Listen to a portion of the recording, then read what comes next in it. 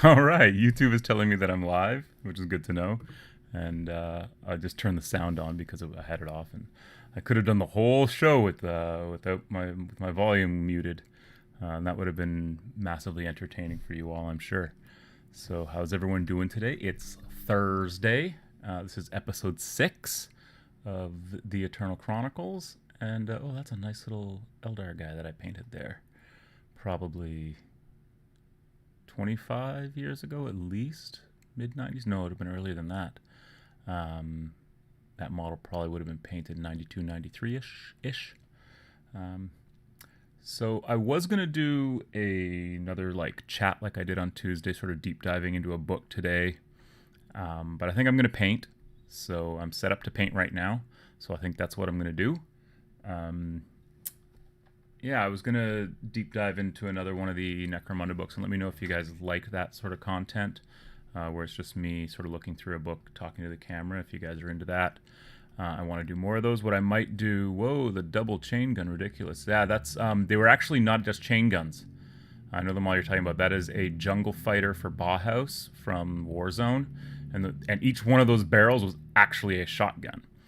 So it's basically a double-barreled rotary shotgun. Pretty insane stuff. So I see Quinn. I guess you're not working today, Quinn. You're able to watch us on the stream here. Watch me. I don't know who us is. I guess the royal we. And there's an old Eldar Wraithlord or old Eldar Dreadnought that I painted for my second edition Eldar army. And unfortunately, I think that miniature may be gone. I'm not sure.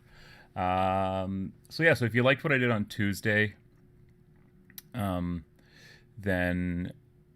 that and I'll do it today. But today I'm going to paint. I think maybe what I'll do is maybe like a Friday show. On Friday shows, I'll make that sort of like the regular weekly wrap up. And I won't do any painting on Friday. I'll just sit and blather at the camera for however long and go through books and stuff like that. There's a whole lot of content I want to produce, but I think I'm going to take baby steps and just kind of keep things consistent for now. So I'm going to switch over to the master shot here. And another old Wraith Lord. I think I have 6, yeah. Lots of old Wraith Lords in my past. Lots of new ones too. I have a bunch of... I have some Rogue Trader ones that are actually lead that were given to me by my buddy Ash to paint for something that we may still be doing that involves Rogue Trader models that I'm pretty excited about. So we'll see how that goes. So yeah, so what was I painting? Well, I'm still painting Escher. Oh my god, can you believe it? Yeah, so I did a little bit of not really too much more work on these girls today. I painted their little pelts here on the 2 gangers that have them. And I noticed what's kind of cool is that the Wild Runners, they don't really have these. They don't have these pelts. So I guess it means that in order to actually become a ganger in this gang in Escher, you gotta kill something and tan its pelt for you to wear as a loincloth. So again, I think I said that's better than getting jumped into a gang, just having to kill something. So I've got these girls that I can do I'm gonna work on their flesh. I've got this girl that I need to finish the black on her. I kind of did her legs. I need to work on the black on all of them because I need to go back over them with some ink to shade them back down to where I want them. And this one I'll probably just leave till last and finish everything on her at once and just paint her as a one-off, and maybe I'll do that next week. Because with this headdress and with her veil and with her skin, she's quite different than the rest of the model, so I'll try and get the things done on her that are the same as the other ones, and then leave the details on her. That's kind of how I paint most of my models. Is I'll assembly line them to a point, and then when I get to a certain point, then I sort of finish them off individually. So I realize that this girl's in my starting gang, so I need to get her cracking. So I'm going to work on her skin for a bit. But I think before I do that, I'm actually going to shade down all the black on all of them. And how I'm going to do that is Army Painter Dark Tone, which is a fantastic dark tone. Any black wash, black ink will do. I use Army Painter because it's convenient. They're decent. They did change their formulation, but once you put a matte varnish over top of them, it pretty much flattens out the way you want it anyways. And it's good for what I'm about to do, which is reverse highlighting or shading, whatever you want to call it. I called it reverse highlighting, and then someone was like, well, it's just shading. And I'm like, no, it's reverse highlighting. That's what it is. You can call it what you want, but I'm going to call it reverse highlighting. So I'm going to get a really thin brush here. This is this is a Winsor Newton Series 7000. So I don't think this is a miniature one. I think this is actually one of the watercolor ones. You can see it's got quite the point on it there, and it's got my typical abusive behavior against my brushes on the bezel there, or whatever that metal part is called. I don't know. G-Dubs likes the veils lately. What else has veils? Oh, that new elf girl for the super fancy elves. So anyways, I've got a little blob here. I'm going to pop that bubble. Pop. I'm going to try and pop that bubble. I'm failing at popping that bubble. There it goes. So I'm just going to get some of this dark tone wash on me brush. And everyone, if you want to give me some feedback as to how it looks, I watched back sort of the HD renders, the final version that YouTube posts of my streams, and they looked pretty decent. I watched them on my big TV because I wanted to see how they kind of looked on I have a 55-inch old plasma, and it looked pretty good. Like I said, I'm eventually both these cameras, I want to replace them, but not right now. I'm pretty happy with how things are coming out. So just what I'm going to do here is I'm going to reverse highlight. So I'm going to go in where I've put the ashen gray over the black wash.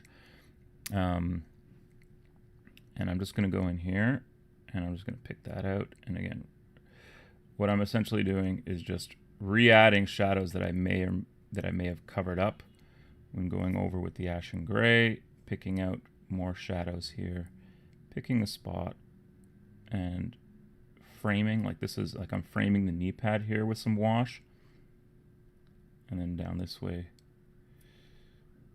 And let me know if that's looking good. I have to keep looking over to check and make sure that I'm staying on target in the I guess we'll do our other leg. And again, what this will do is this will give me a nice solid black that all the other that all the highlighting on the legs basically works off of. So yeah. The elf, yeah. So yeah, one of the reasons why I want to replace my webcam, and that will probably be the first thing to get replaced, is these intermittent dropouts that you'll see, like you just saw.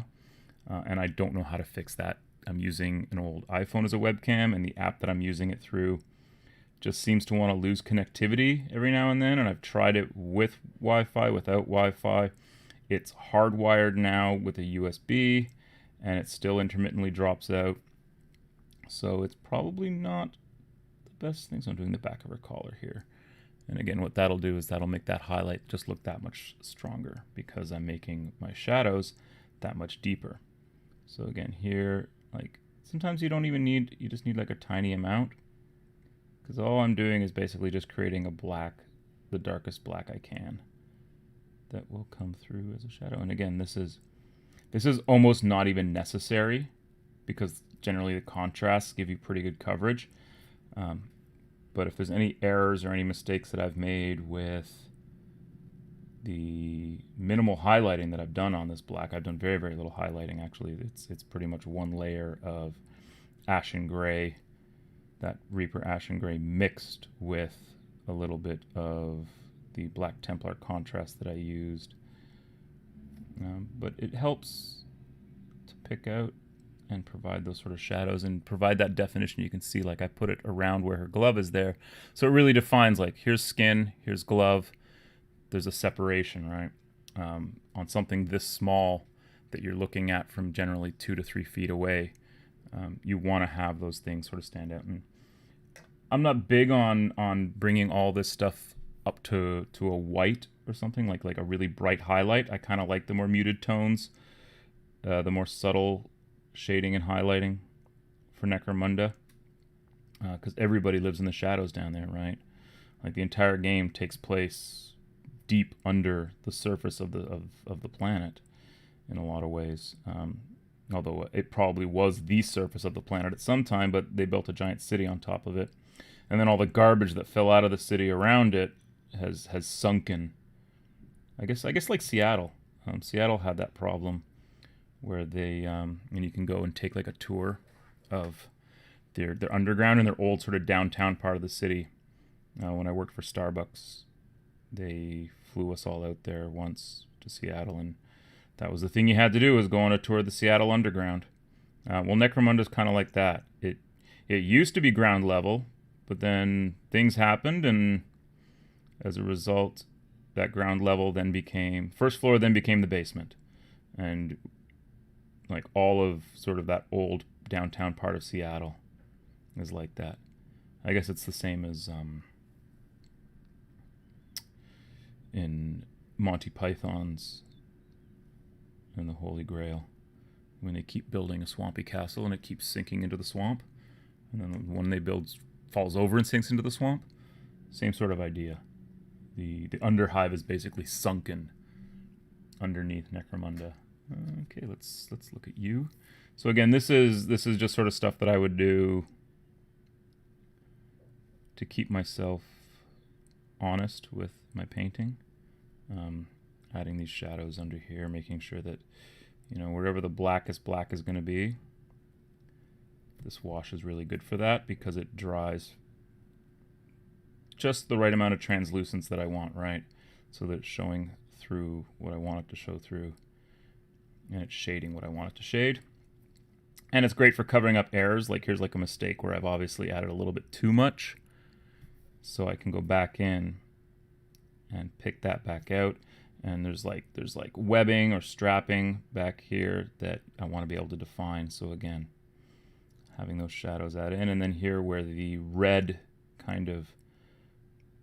plating meets her collar, I can put a nice little black line along there to help define that out in here. If I didn't have such hobby OCD, I wouldn't bother doing this, but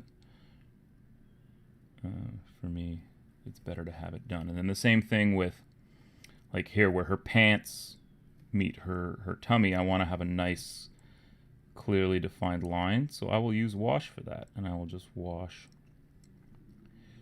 right around her hips, under here, get under where her treasure trail would be, and across the other hip over here, and then pick out where the belt is, and the belt that meets the pants, and then where the pants sort of meet the loincloth, which I will also be washing a little bit later. And then her glove here. So gloves are, again, this is a great way to help pick out fingers, is just to get in there between the fingers. And I can see, like, I don't even think I actually put paint on that. I thought there'd still be primer on her thumb there. So again, going over this stuff also helps you to see what you need to actually go back and fix. So just like that. I hope you can see what I'm doing there. And again, it may not look any different to the uneducated eye, but it looks different to me. And I guess that's what's important, because I don't paint for anyone else. I only paint for myself. I've been asked many times, and this is not like any sort of like brag or anything, but I've been asked many times to do commission work for people, and it's hard to bring myself to do it. Almost every miniature I've ever painted in my entire life has been painted for me, and I don't see that changing unless I decide to start selling things off, which I may do, because I have a lot of models, and a lot of models I'm probably not going to use anymore. And once I've painted them, I'm sort of at that point now where it's like, once I've painted them and I'm not using them anymore, then I want to document them for my gallery, so that I have sort of photographic evidence and proof of what I've done. Maybe I will. Maybe I'll look at auctioning things off or selling things off, and I can do that through this.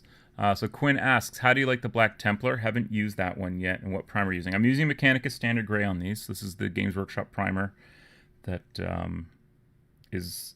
It's not a perfect neutral gray. Here's a model that is just primed. I'll show you. Or not just primed, but she's only primed at this point. It's a fairly neutral gray. The Army Painter Uniform Gray is probably a little bit more neutral. This seems to have just a teeny tiny bit of blue in it. But I like that. I like working from as neutral and mid-tone a gray as possible. Like the Vallejo gray tends to be way lighter. I use that as a brush on, and I actually mix Vallejo black and the Vallejo gray when I'm doing a brush on primer. Let's see if I can find a brush on primer example. Somewhere. I could have sworn I had an orc that I just primed, but it's entirely possible that I also painted that orc. So he's not just primed anymore. Because most of the orcs I did was hand priming, just because I wanted to get them painted, and was too lazy to stick them on a priming stick and go outside and prime them. So yeah, I don't have, but regardless, that's what I'm using. And the Black Templar, well, I've talked about what I like about the contrasts before. This is another great one for doing some stuff. I really like the contrast. I don't necessarily think that they're the greatest solution to all your painting needs, but if you're trying to sort of block out colors, which you will then go back and highlight, then I like the contrasts. The contrast primers, I've used both the Wraithbone and the Grey Seer. The Grey Seer is very light, and again has like it's a little bit warmer. The Wraithbone is great. You said you're theming around Escher Road Toxin. What other themes could someone build Escher around? Beasts. You could go kitty cat heavy, and get yourself lots of little kitty cats. And then they have what do they call it? There's bigger cats too. So these are the Phoenixes, which are the little guys. Then there's the bigger ones, which are the Fear Cats, which we've seen the models for. The models have been made for a few years now. Excuse me. I'm just gonna grab some lighter fluid here. So they've had those models for at least a year now, and they're in some of the books. I think there's photographs of them in one of the books, and they haven't released them yet, so we'll see that. And then there's the Chimera, or the Chimerax, which is basically just a giant six-legged beast. So you could go beast heavy. I don't know if I'd recommend it. I'm doing Toxins and Beasts. I mean, I'm doing an Escher gang, right? So I would say that, yeah, those are sort of two things. Also, the Escher is supposed to be renowned for making lasguns. I don't have any lasguns in my starting gang, but the Escher lasguns, what I like about the Escher lasguns, and I will pull one out because I do have one painted if I can find her. Is this her? No, that's Shotgun Girl. Where are you, lasgun? There she is. She was in the next one over. So if you read the Escher lore, they're pretty renowned at making lasguns. So you could go lasgun heavy, I guess. Lasguns are good in Necromunda. Unlike many other games where they're mockingly referred to as flashlights. Yeah. I'll put these kitties away. Let's get back to doing that painting thing that I was supposed to be doing. So let's look at you. Did I do you? You. See, and if you can't tell if you've done the model or not, then maybe you're not actually doing anything at all. You. Yeah, you're the one. So again, get a little bit more on here. And just, run where you want your shadows to be darkest. And then, especially for like strapping and edges and stuff, I find that it's great, especially for when I can see errors that I've made, like here, like I've got gray paint where it should really be as black as possible. And then around the construction's not so bad today. They're out there having a conversation, but that's fine, They'll be done soon enough, hopefully next week. It looks like they're pretty much finishing up out there. And if they did their job right, then they won't be back. So yeah.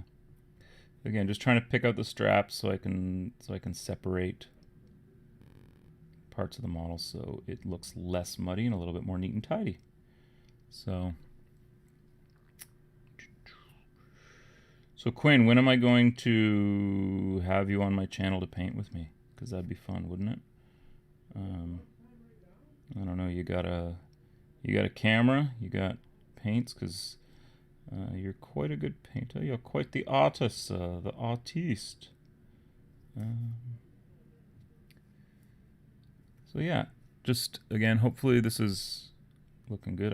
I know I keep like criticizing and commenting on my own picture and stuff because I keep I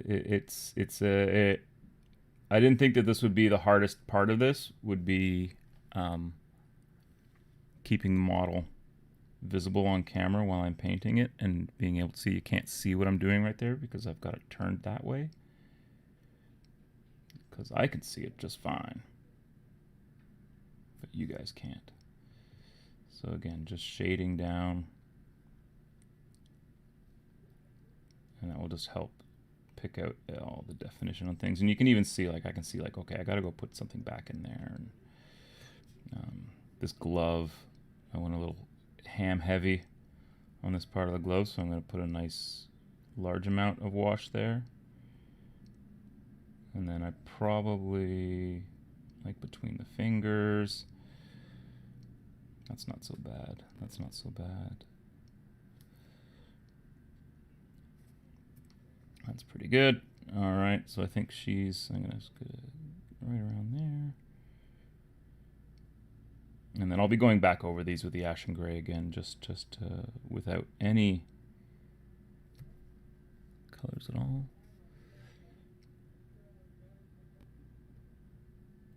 There we go.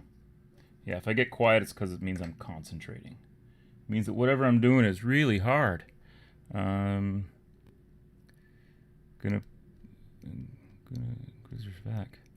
play Ash or Chris on theirs and yours channel. I agree, that would be fun. I have some cameras. I'll do some tests and get back to you on that. Awesome. Yeah, man. The setup was more than I thought it would be in terms of the learning curve to get everything looking as good as it does, and then learning the streaming software and stuff. But it's fun, you know, and it's I guess it's an invaluable skill, because I think I was talking about this when I was rambling at the end of yesterday's stream, where I was talking about like where we're headed as a society, and it's we're sort of acknowledging the reality that pandemics are going to be a common part of our life now going forward, and we have to be prepared for what that means. And what does that mean? Well, it means that the way that we interact and communicate with each other is going to be changing. Is going to be drastically different than it would be today, or it would be last year. You know, I don't think we're going back to prior to, like, I don't think we're going back before 2020 in terms of what we'll be able to get away with. That's funny. I had a dream last night that I got invited to the premiere of the new Dune movie, and they had rebuilt the Uptown Theater so that they could have the premiere of this new Dune movie. But they weren't having everyone staring at one screen. Everyone was looking at little screens that they had placed all around the auditorium. It was a dream. It doesn't have to make sense, right?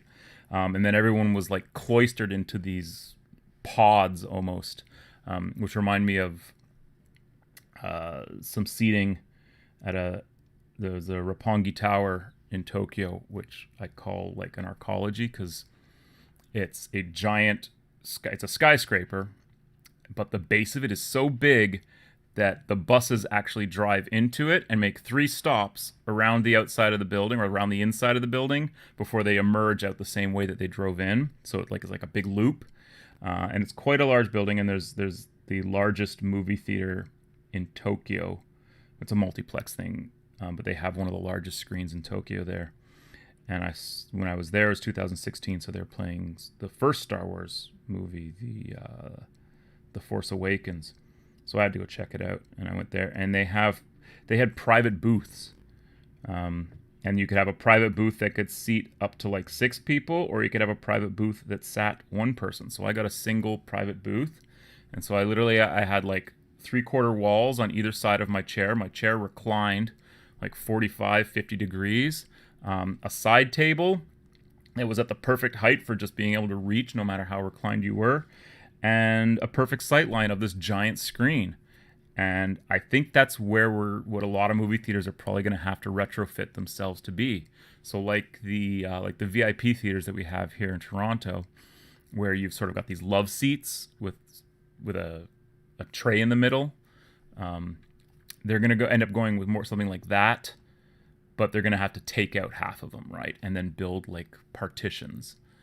And then I guess people will have to essentially wear a mask until they get to their seat. And then they may have to even wear a mask during them. But it's like, well, how do you eat popcorn while you're wearing a mask, right? So how are movie theaters going to monetize the movie-going experience in the future is something that greatly concerns me. Not that I go to a lot of movies. Usually I will just, if it's something I really want to see and that I'm really invested in, I may not even go and see it in a theater. I may just wait until I can buy it on Blu-ray because I can watch it on my home theater, and that's again things like that where having a home theater, having a setup in your home where you can enjoy a movie as close to sort of a presentation quality with decent audio and decent video and a decent screen size may become far more critical as we move into an age where we're not allowed to be around each other. So I guess that's my political commentary on the state of the world today. I don't really have much more to say than that. I just think that we're entering into a very weird phase, because we've gone through nobody knows what to do, and now the expectation is that we're going to have some idea of what we need to do going forward to make this all work. And so the expectation should be on our leaders, on our elected officials, on the deep state bureaucracy that's entrenched in governments, to have answers and to figure out, we had our throne speech because our Canadian Parliament resumed yesterday or today. They resumed, and I guess the throne speech was yesterday. And a lot of that was sort of talking about how to build an economy for this new era that we're moving into. Obviously, everything's... On the one hand, I guess you're creating a lot more service jobs because the amount of guys who can just rent a van and slap an Amazon sticker on it and you can just become a delivery person. That's now, you basically, I think it's all done through contract. I don't know how Amazon works. I hear they're a horrible employer to work for. So, but maybe that's probably the future, is that you're looking at, what do they call it? The sharing industry, or whatnot. So, okay. Less dreadful talk about dreadful things and more painting these girls. So I can see, like, I need to go back with the ash and gray and sort of hit these areas. I haven't even finished highlighting this red. So because of sort of the way I was prepping these models for stream, they're all at various stages of completeness, and normally they wouldn't be. Normally, if I was assembly lining 6 models like I'm doing right now, they'd all be at relatively the same point of completeness. But as I'm doing this, I'm realizing that I've got a lot of catch up to do on some of these models to get them up to where the others were. And that's just the reality of painting for someone else's enjoyment, which I guess is what I'm doing. I hope you guys are enjoying this. You probably can't even see what I'm doing. Let's get back on track. Throw down some wash. So yeah, let's talk about Necromunda, because this is, again, it's my current favorite game, but I think it's also historically my favorite game. I have other favorite games, but of all the favoritist, this is my most favoritist. Makes any sense? So we're gonna do, so in Necromunda, essentially you have gangs that are made up of, they're from various houses, and the houses themselves are all legitimate, as much as anything in a hive city can be legitimate. And I'm gonna start working on some flesh. So I'm gonna spin my wet palette around here and you can see my golden flesh there. And I'm gonna add some of the golden skin, which is the mid-tone of the triad. So House Escher are like the chemists. They run, and they're actually the oldest house on the planet, or the oldest that's not a great house. So like the great houses are like the first families of Necromunda are what are called the great houses. So they live all in the spire. They live above the wall. The Escher, Goliath, Cawdor, Delac, Orlok, and who am I missing? Escher, Goliath, Cawdor, Delac, Orlok. Whoever I'm missing. Tell me who I'm missing. I may not be missing anyone. They're all what are known as just the clan houses, or the city houses. I'm not going to use this brush. I don't know why I'm doing that. I'm going to get out another one of these horrible brushes.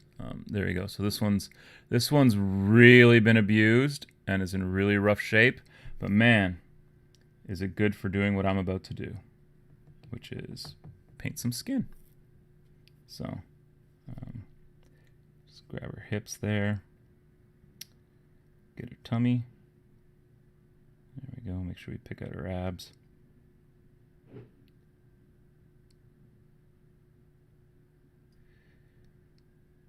So Escher, yeah. So like I said, Escher are one of the great houses, or not one of the. They actually, I think they might have actually been a great house. I can't remember. I read their background a few weeks ago. They have really strong ties with House Ulanti, which is one of the great houses. So the great houses are like the first family, so like the first settlers to come to Necromunda. The leadership of those like first ships, because back in the, if you read some of the really old 40k lore, when they talk about the mankind's expansion into the universe, this all happened over, thousands of years of ships leaving Earth and going off and founding colonies, and then those colonies growing into societies, and those societies basically then being brought into compliance, which is what the sort of the Great Crusade was, which was the Emperor bringing all these disparate human colonies in the galaxy into compliance. Some of that old lore, when they talk about how those ships would basically just leave Earth or leave orbit, fly off into oblivion full of colonists who knew that they weren't ever going to make it to another planet. The rest of their life would be on this ship, and their children might not even make it to a planet. It might be their grandchildren that finally arrive at something, at a hospitable planet. Yeah, so Redemptionists, Spire Hunters, and Ratskins were all in the Outlanders book. So yeah, they're not house gangs. They're not gang houses per se. But yeah, they're definitely part of the Underhive. Well, they're Outlanders, so they're part of that story, and we'll see. I wonder when. I don't think we're gonna get Ratskins. I don't think that GW will open that chestnut, and that's just Redemptionists. I suspect that if they ever do like an Ash Wastes sort of supplement, they'll throw Redemptionists in there, and then Scabies, who are the mutants and stuff. Again, perfect for Ash Waste, but also like, Scabies hang out in the sump, and the sump is literally underneath the Underhive is the sump. So it's the sewers of the sewers, because the Underhive is the sewers of Necromunda. The sewers of the sewers would be the sump, and that's where that's Cawdor spends a lot of time down there, because they're sort of the scavengers and the recyclers of stuff. There we go. Get some skin on her. Get some flesh on you, girl. Sorry if I'm. Oh my God, the end of your brushes kill me. I know, right? Dude, don't even start with my brushes. You know what I'm gonna do one day, and it'll probably be sometime in the not too distant future. Is I'll switch out all my brushes, all my like work brushes, which are what these are, for new brushes, and then we'll see how long it takes them to look like this, and you guys can uh, open up betting on how long it'll take my brushes to get this nasty. Because I mean, it's not like I don't have new brushes ready to go. I do. I just like to use my brushes and use them into the ground, like just. And does that mean I don't paint as good? Actually, I think that it makes me a better painter because I'm using really shitty brushes. Like I'm still able to exert some control over the paint. And in fact, I find that once I've worn a brush in like this, like a brand new brush, it takes me a while to wear it in to the point where I have that innate level of control over it. Because if you're a miniature painter, you know that like half of brush to surface is feel, right? And half of it is also just experience, like knowing where the tip of your brush is, even if you can't see the tip of your brush, and knowing, how much pressure I need to exert and how to get the desired amount of paint onto a surface. Like let's say the her scalp here for her mohawk, right? And then her cheek, like all I'm doing is moving this brush back and forth and letting the brush stroke across the model and getting my desired effect. Can I do that with brand new brushes? I don't think so. I think you need to wear a brush in. But again, these brushes are well worn in because I've been using most of these brushes I've been using since last year. And maybe my brushes don't have the greatest shelf life or the greatest lifespan. And eventually, I end up with brushes that look like this, right? Which is just a muck brush, as I call it. Or I have a brush like this that I've had for 20 something years. I don't know what this is. This is a 10-0 black gold. And this was my old eyeball brush. And it is not my eyeball brush anymore because it doesn't quite have the point on it that it once did. It used to be a 10-0, so you can imagine. Now this is my eyeball brush. Is that 000 I was using, which has a fantastic point on it. But you can see there's a goodly amount of paint caked up around it there. And then one day all brushes end up just like. So this is a Series 7 3.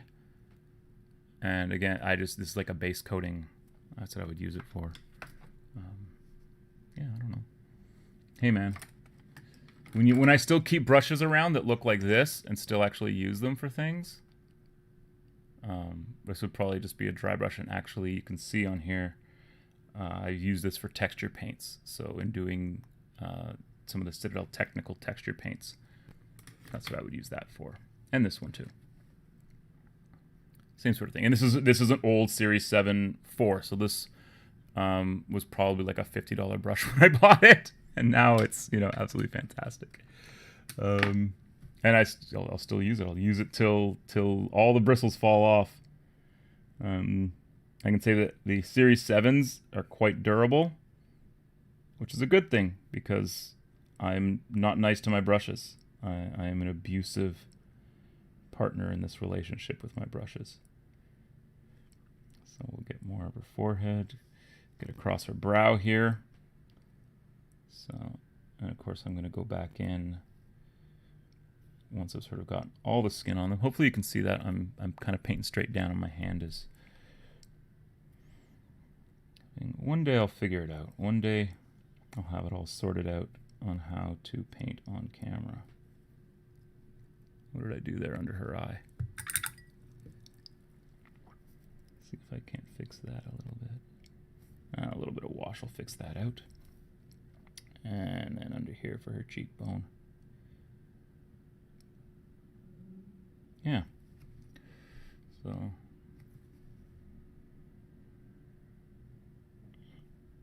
Like I said, when I first started painting, I had zero resources for painting. I think the only time I had ever seen I'd seen other people's painted models, and I'd seen photos of painted models in like Dragon magazine. Because when I first started painting, I was painting. And this was the girl that I stopped on last night or yesterday, because there was an issue with me painting her abs. So instead of reminding myself to do this, I'm just going to do this right now, which I'm going to hit her abs with some wash there and let that dry, and we'll come back to her. In the meantime, there's always more Wild Runners to paint. So what was I talking about? Oh yeah. So when I first started painting miniatures, I was 10 years old, and for my 10th birthday, my mother bought me a bunch of Testors enamel paints, some really crappy brushes for use with enamel paints, because you don't want to use natural fibers. And that was something I learned early on, was using natural fibers with enamel paints.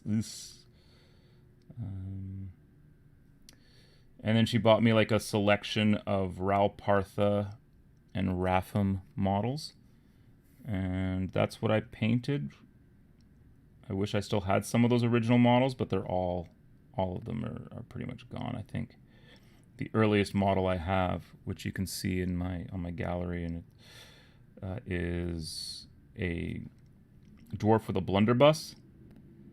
And I to this day, I'm not sure if he is a Ral Partha original.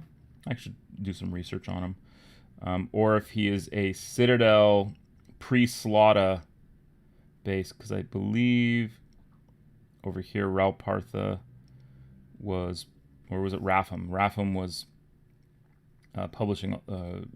producing and selling a lot of repackaged Citadel models, because Citadel didn't really have, they were a UK company at the time, and they weren't really big enough to be international at that point, so Rapham did a lot of their packaging, and it would even say like Citadel by Rapham on it.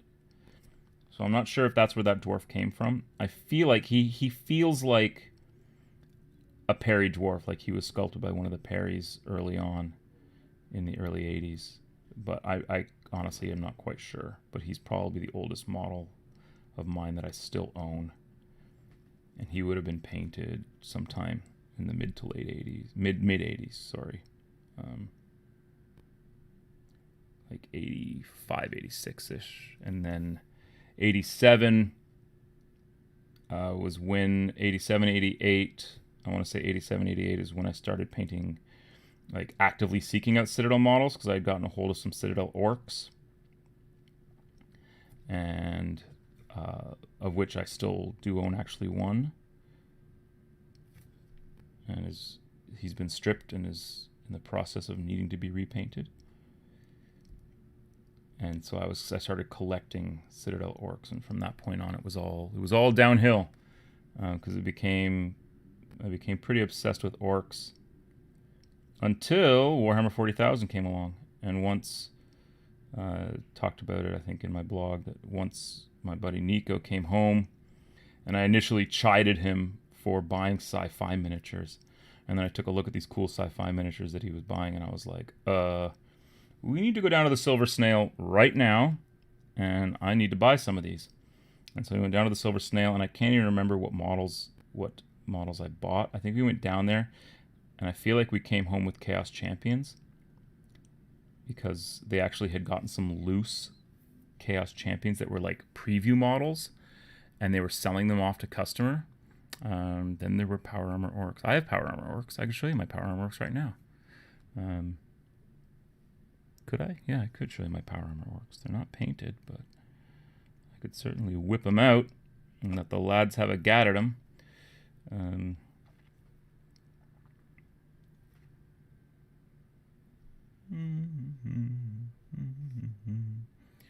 So, why Queen, you're Black Templar contrast. Something came out of the my water bottle and stuck itself to my brush. So let's see if I can. Where are you? Oh, this feels like it's got Space Orcs in it. Oh, it sure does. You know, I can tell it feels like it's got Space Orcs in it. It's really heavy because it's full of lead. Um, but this was something I wasn't going to show off until. I love the old taking a dump range of orcs. Taking a dump range of orcs. I have a snotling. There's a Blood Bowl snotling that I have somewhere that's pooping in a helmet. Maybe that's what we're talking about. Anyways, here's a space orc in power armor. He's actually like, he's got a chaos symbol on his shoulder too. So you wonder where he's been hanging out, right? The little horns on him. Beautiful, sculpted by Kev Adams. So this has got a power fist and some kind of bolter with a chainsaw attachment on it. Let's see if I can get that nice and focused for you. There we go. What a great model. Speaking of another orc in power armor, here comes one.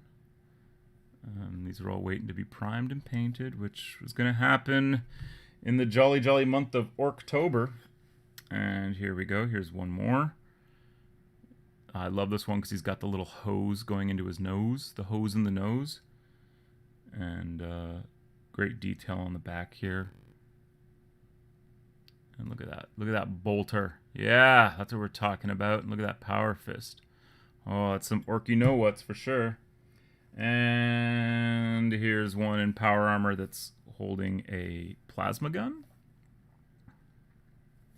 Again, great. Look at the little padlock on his back. How great is that? You gotta like lock him into his armor. And then to finish out the squad is one that, and here's an example of a brush-on primer that is a mix of the Vallejo Gray and Vallejo Black primer. So that I brushed on him. And I'm not sure how I'm going to paint these guys because they are going to be a freebooter knob band of some kind, led by. So I think they're going to be. I think they're going to be freebooter goths, but I'm just going to do them as freebooters, whatever they want to be. And they're like mercenary. They're like power armor mercenary orcs. So they go around. They just sell themselves. Some other things I have, which, if you want to talk about power armor. This is a Tin Boy, and this will be in my Blood Axe army because he is a Space Marine Tin Boy. And then here is the Squat Tin Boy. Fantastic, look at that. And these guys are amazing in the game. They have like dual heavy bolters and power fists, and you can only, I think, I can have up to 4 of them for every mech boy I take. And the thing about blood axes in Rogue Trader is that blood axes are like super mech boy heavy. They can only get 1 runt herd. They can only get one pain boy, 1 runt herd, 1 weird boy, but they can have as many mech boys as they want. So because they're always looting and stealing Imperial vehicles. So I have a mech boy that I'm going to paint. I have another mech boy that I'm going to paint. I have a mech... so that's my runt herd. This guy is sort of the proto mech boy, but he's actually going to be a runt herd. So he's going to be my one and only runt herd in my Blood Axe army. And then... do I have other mech boys? Oh, I do, but guess what? They're still in the blister. So here's 2 more mech boys still in the blister. And there's a cute little squig in there too. Oh, look at the little squig. So yeah, I'm gonna have basically 4 mech boys in my Blood Axe army, which allows me to take things like looted rhinos and other Imperial vehicles and things like that. Here's my 1 pain boy, and I have a whole bunch of other pain boys, but I'm taking them as freebooters. So, and then I'll just sort of wave this under the camera briefly, and you can see that it's just filled with old One Piece. So these are all Rogue Trader era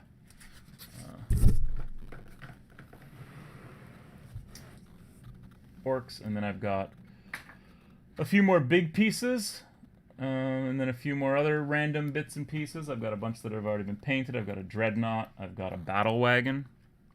I think I showed this off already on stream, but yeah. So there. That's a Epicast or Armor Cast resin cast orc battle wagon, which predates the plastic orc battle wagon kit that Games Workshop produced for a little while back there. That was based on this design. So I'm pretty sure this one came first. Don't quote me on that though. But this one I bought recently, so I haven't. It's hasn't been in my collection that long. Oh yeah, I guess I could show that. That'd be kind of cool. So the other cool thing about the way you build orc armies, and now I'm not painting Escher at all. I'm just talking about orcs, which is, you always knew this is where this was going to end up, right? Me talking about orcs. So this is something I was messing around with. So this is my commissar. So he's a commissar orc. So he's an orc knob, and he's riding on a buggy. And this is a little driver. He's got a plasma pistol, and I gave the twin-linked. Whoop! And the driver just fell off. The twin-linked heavy bolter. He's just fisting it, because normally it would be on a pintle mount in there, but it's not. And then I blue tacked some snotlings on the backs just to see how it looked, to see if that was a direction I wanted to take. And I'm not sure if that's the direction I'm going to take, but you know, snotlings should be on it. There's snotlings on everything, right? And I have a ton of snotlings as well, because I used to have a problem. Well, I still have a problem, but it's not so much of a problem anymore. My problem was anytime I would walk into a Games Workshop store and I'd be flipping through the blisters hanging on the wall, if I saw a blister of snotlings, I'd have to stop and carefully examine that blister of snotlings. And if there was a single snotling in that blister that I did not own, I would have to buy that blister of snotlings. So I have 10 bases of snotlings fully painted. In addition, I have a bag of random loose grots and snotlings and goblins and green skinny bits. And then I have like this old confrontation blister that I've also just filled with snotlings. I think these were actually in a Ziploc bag and I put them in here. There's snotlings, squigs, and it looks like there are familiars in there as well. Yes, I can see the little book familiar. So essentially just small random things. So this will be funny. I'll put this on an orc. It's just a book with legs. It's a squig book. I don't know. But anyways, yeah, so I had that problem where I was always buying snotlings. So I have a lifetime supply of snotlings. And I have many, many duplicates because I was literally buying blisters because there was one snotling in it that I didn't have. And I also had to mentally keep track of what snotlings I did and didn't have. You know what I'm going to do right now? I'm going to grab my Reichland Flesh Shade. And I'm going to wash the loincloths on these girls. So I base coated these earlier today in preparation for this. So they were base coated with heavy ochre, which is a game color, which I'm not a huge fan of Vallejo game. Their model colors are much nicer to work with. But some of the game color stuff I do like for various reasons. I like that ochre just because I like the color of it. I can show it to you what it looks like. So that is mustard yellow, and then beside it is the ochre. So that and this will be used on this after I wash it and after that wash dries. So washing is pretty simple. You're basically just plowing on some paint here, some wash over the paint, and it helps you hide and whatnot. Helps you hide mistakes, helps you define your lines and things, helps provide some natural shadow. That's actually more shadow than I want, so what I'll do is I'll pull that out and I'll stick it around the back here. So yeah, and then go back over here and just pull a bit more of that out so that it's not quite as... I do want it darker near the bottom though. So we'll call that, and then stand her straight up and then just let gravity do the work. So and then on this one, same sort of deal. Just piling on some wash and then just moving it around to where I need it to be. Sorry if my hand is floating off screen. I've been trying to find the perfect balance between having a painting area and having something that's visible to the audience.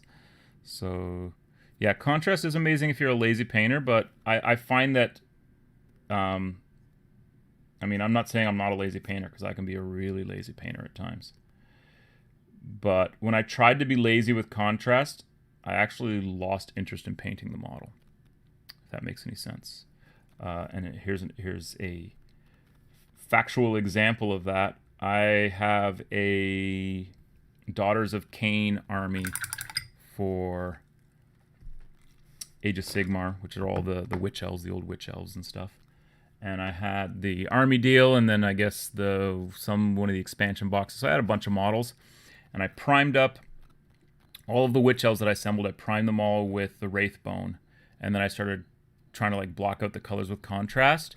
And when I looked back at them, I was so disappointed with the end result that I packed the army back up into a box, put it away, and moved on to something else. Literally just abandoned that project, because I had contrast painted about a dozen or so of the models and blocked out all the colors on them with the contrast, and just did not like the so that kind of turned me off contrast for a bit. And then as I've been painting and working with it, I've sort of been figuring out what contrast can and can't do for me, which is great to know. Again, you just want tools. So I like how that's pooling now above there. That's going to look good when it's dry. It's just hard to know, what something is going to look like before you start really working with it. So again, my initial experiences with contrast were awful. You're painting on a stream, you're not exactly lazy. You're lazy because you don't paint. I'm lazy because I paint and could do more with what I'm doing, but instead I kind of go, good enough, and move on, right? Which is something, again, that's an acquired skill, is knowing when to say, enough, let's move on, right? Because you could sit there and you could highlight and highlight and highlight and highlight. You reach a point of diminishing returns, right? Where you're not doing anything. You're not painting a model, you're just sort of applying random bits of paint to a model, and no one else is going to see that but you. I have plenty of examples of old stuff that I painted.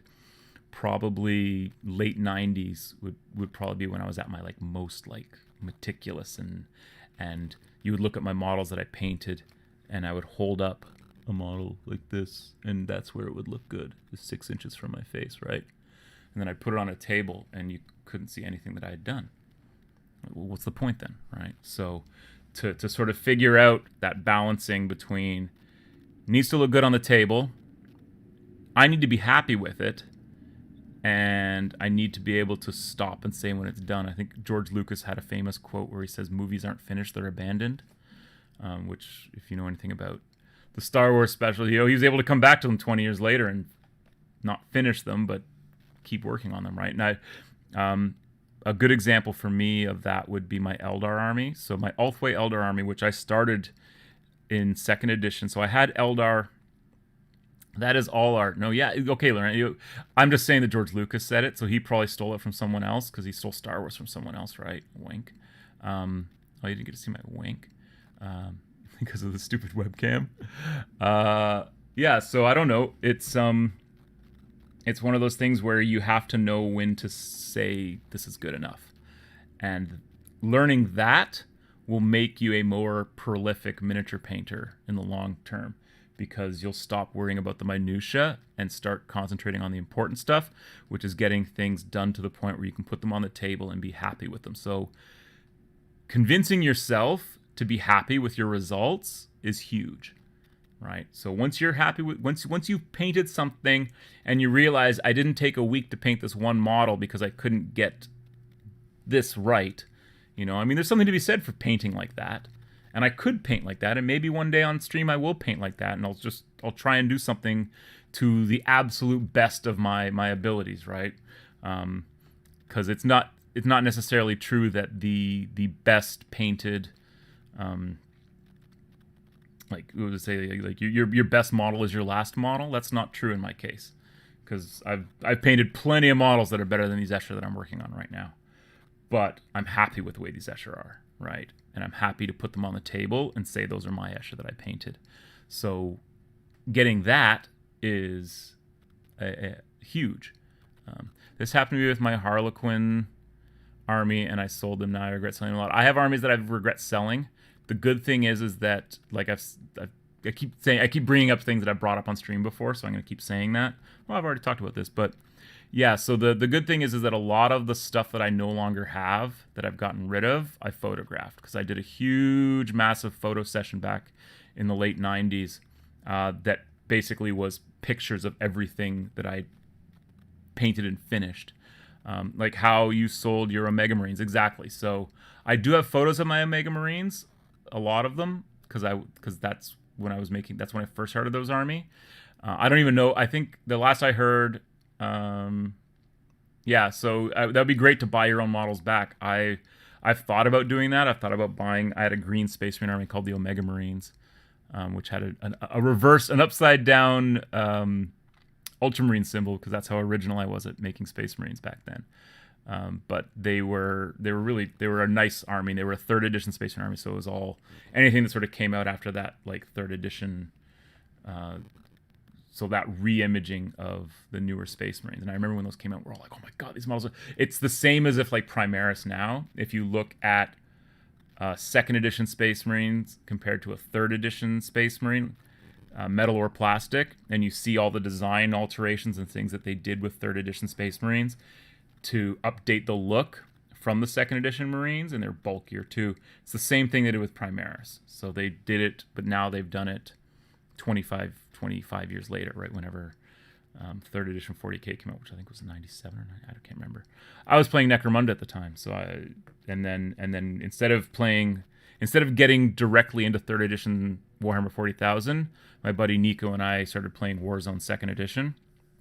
So we were going mad for that. And Quinn, that was the model that you mentioned earlier when I was, you know what, since I'm just blathering here, you guys don't have to stare at that. Oh, so there's a Slan. There's so these are some old models. So this is from that old photo session. And I have a stack of negatives like this thick that I have to scan. That's a newer thing. That's something that I did back in January, working on sort of what the original concept of the Eternal Chronicles was. I did a whole lot of photography of battle scenes and things like that. And there's that dwarf. So that is either, I think that's a Rapham dwarf, but I think it's a Rapham repack of a Citadel dwarf with a blunderbuss, and I named him Blunderbuss because that's how original I was with names. That is a heavy gear model, so that's a 1st generation heavy gear model, so it's one of the larger scale ones, not... Now they're closer to like 22, 32 millimeters, so that guy was about 50 millimeters tall.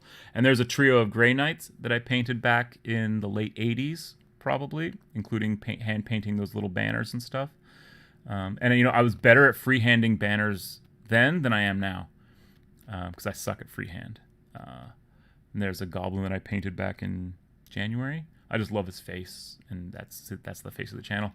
There's an Eldar Guardian with Teclis's sword. I replaced his sword with a sword from a Teclis model, and so there we go. So that's a Warzone 2nd edition model, and I had a giant Bauhaus Warzone 2nd edition army, which is now lost to time, unfortunately, which is very sad. And I don't know how much of it was documented. Those are Clan War models. So that's a lion. That's a Sujenja, and then a lion. Clan War Bushi. And then I painted that probably about, I want to say 2 years ago now, or maybe it was painted in 2019 or finished in 2019, but that's an Orc Mega Knob on a Maw Crusher. And then here we go, Necromunda. So this is Necromunda 95. That's a Rat Skin and a Scum, and they both have names, Templeton and Jobal. And then there is a Raupartha Cloud Giant, a very famous model. One of my most favoritist giant models. My favorite model ever painted is still my Celestine from Battles Sisters from 2000. That's, you know what, I wonder where that is. And then so this was a model that I painted as the Slan. There was a model that my friend Nico and I bought. Another friend of ours, Nathaniel, we bought it for him for Christmas. Actually, I think it was for his birthday. No, we bought it for him for Christmas, and then I painted it for his birthday, because I think his birthday and Christmas are like 6 days apart or something. So we either bought it for his birthday and then he got it at Christmas painted. So we basically split it, and then I painted it, and then we gave it to him because he was not a painter, but he had a Lizardman army, so he could play with us when we were able to sort of finagle friends and family into playing Warhammer with Nico with each other. Okay, so where are we at here? We are at 1:06, so it's 1 o'clock. So what is my favorite model I ever painted? I don't know. Um, I have no idea. That I would have to think long and hard about what that would be. It may not even be a model that's in my collection anymore. I know that what things I did for my second edition Chaos Black Legion army, painting those special characters was like the foundation of the development of a lot of my techniques and styles that I use to this day. So there's something to be said about Abaddon that I painted, and those old miniatures are actually all sitting in a display cabinet right now. My most favorite recent model that I painted is my Elven Attack Chariot from 3rd edition Warhammer, which I painted 3 or 4 months ago and finished. And I would say that right now that's my current favorite model, only because it was such a long time. That model has been on my bucket list, or my holy grail list of miniatures to acquire and paint, since I first saw it in the shop at the Silver Snail in like 1986 or 1987. I was like, I want that model. Never got it. Then it was no longer available. And I found one earlier this year for a reasonable amount of money. And by a reasonable amount of money, I mean like a C note. And so I was able to basically track one down, got it, and immediately painted it. Like, I was working on other stuff, and then as soon as I got that box in the mail, it was like everything else is done until I finished painting this. And that was something that I didn't cut corners on. You know, I didn't say, okay, this is good enough. I basically, and you know what? I'll show it off at some point. It's in the glass cabinet behind me. Other side. This side over here. It's hard to see because I got the camera reversed. So yeah, so it's in this cabinet. It's on this shelf. Oh, it's on this top shelf right about there. So I'll pull it out one day, and I'm gonna do a little video showing what's in my cabinet, because that sort of stuff will be switching out as depending on what I'm working on. Right now, it's got old Hammer stuff in it. So it's got old orcs and goblins, and it's got old high elves, and then a few random smatterings. And then the bottom 2 shelves I gave to my kid, so it's got her miniatures down there that she's painted. So I'll do a tour of that and post that to here where you're watching this at some point. You're kind of surprised. You're kind of surprised that I don't know what my favorite model I've ever painted is. Well, I just told you, because I thought about it and I worked it out in my head. Right now, my most favorite model that I've ever painted is that Elven Attack Chariot, and it's a beautiful, beautiful model. Thanks to you and Ash, I recovered my love for Old Hammer, New Hammer. Cool, man. That's awesome, Javier. I'm really glad to hear that. Old Hammer. It's funny because there was a time where it was like I was all about new hotness, and that would probably be 99 to like 2007, 2008, even up until more recently. But that was like my core Warhammer. Like, that was when I was invested not just in the hobby but in the community and like playing games and whatnot. Sorry, hair. So for me at that point, it was like whatever's the newest thing. So my old 5th edition Orc and Goblin army got packed away when they started releasing the plastic regiments, the Brian Nelson sculpted plastic regiments for the goblins and the orcs, and then they released the wolf boys, which are just the goblins with wolves. And so all that 6th edition, 7th edition Orc and Goblin stuff, that became the core of my Warhammer playing. And it was all about whatever's the newest and hottest. That's what I'm going to have in my army. All my old stuff was packed away. Now all that stuff is packed away, and I've got all my old stuff out again. So yeah, it's just, you got to do where your heart takes you, and painting miniatures, you should always be chasing your whimsy, right? You should be like, whatever it is that I feel like painting is what I should be painting right now. So right now I feel like painting Escher. I actually really feel like painting Space Orcs, but I'm saving that. I'm saving that for October. So like there's a bunch that I've painted, that I sort of painted last month, that are sitting on the table beside me here, and we'll switch back over to the overhead so you can see there's the hop splat gun, and what the hop splat gun does is it actually shoots out 2 projectiles, like 2 giant lead balls that are attached by a chain. So when it hits, you actually have to calculate the splat, and like there's a template for it, kind of like the thud gun, but it's actually like bounces around and stuff, so you can just like wipe out units and guys with it. So there's my hop splat gun, and you can see I've actually, there's a reason why it's hinged here, and that's because I've got the war track. And the cool thing is that the war track has a rule where it can tow a hop splat gun. So not that you would really need to. So here's my war track that I painted, and I painted this a couple weeks ago, basically before I got back onto the Necromunda train. So I set up the hop splat gun so that I can actually put it on the trailer hitch. You can see the trailer hitch. I'm just looking as I go here. If I look straight, yeah. So there you go. So now it's hitched up, and this will just drive away with the hop splat. So it carries it like that. And then when I unhitch it, it just drops to the ground, and it's deployed. So, and that just makes me happy to be able to do things like that and like figure out where do I need to glue it, how much glue do I need to pin the wheels so that there's a hinge there for it to rotate around. And that's an awesome model. So yeah, so that's hop splat. And then what else can I show off? Well, I got these two guys with flamers. They're pretty cool. So there we go. They both have flamethrowers. Flamers, flame on. Yeah. So I've got a whole lot, like I showed before, I've got a whole lot more 40k Rogue Trader orcs to paint. And I've got some other Rogue Trader stuff to paint that's not just 40k orcs. I'm not going to drag it out right now because it's in a box, and you guys don't want to watch me rummage through a bits box for... Maybe you do want to watch me rummage. Maybe you want videos of me just sorting through my bits boxes. Which you should have been here back in January when I began cleaning up my storage locker. Some of you guys that are in the chat were able to take advantage of my willingness to just get rid of stuff. And that's got to happen every decade or so, or else otherwise it's madness. There are things I will never get rid of, but then there are things that I just, like projects that were started that I know I'm never going to go back to, like those those Daughters of Cain models for Age of Sigmar. I'm never going to go back to it. I've got a huge box. I've got like a Battle Forces worth of stuff, plus a Start Collecting box, plus a few random other boxes. So I have a huge Age of Sigmar army for the Daughters of Cain. I want nothing to do with it. I want to get rid of it. Anyone want it? Let me know.